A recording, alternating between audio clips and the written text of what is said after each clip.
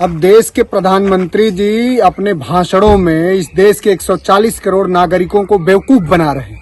अब वो लोगों की थाली देख रहे हैं, लोगों को देख रहे हैं कि लोग क्या खा रहे हैं, क्या नहीं खा रहे हैं। अरे जो मांसाहार का सवाल है, इंडिया टुडे की रिपोर्ट है कि 70% लोग खाते हैं।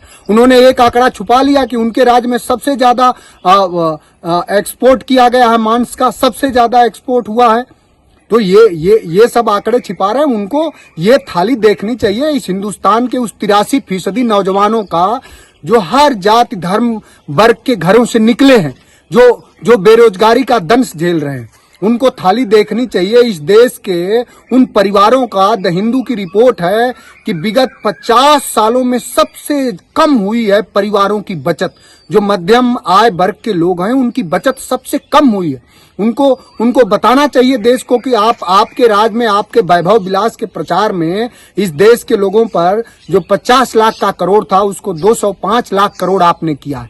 तो आप अपनी नाकामियां छिपा रहे हैं। अब लोगों का खाना पहनना ओढ़ना ये देखेंगे, इस तरह तय होगा ये भारत के विकासशील से विकसित होने का रास्ता? इससे कहीं कतई तय नहीं होगा।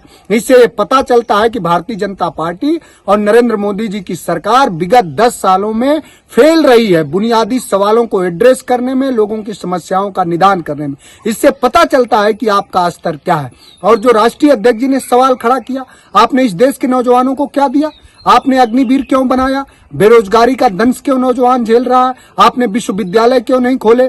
आप डार्विनवाद को हटा करके गोबरवाद के समर्थन में क्यों आपकी पूरी पार्टी रहती है? आप विकासात्मक और चेतना संपन्न हो लोग वैज्ञानिक रूप से, इसके पक्षधर क्यों नहीं रहते हैं? पूरे देश के नौजवानों से हम सभी की अपील होगी कि 2024 में भारतीय जनता पार्टी को हराइए। यही देश के खुशहाली और समृद्धि का रास्ता होगा।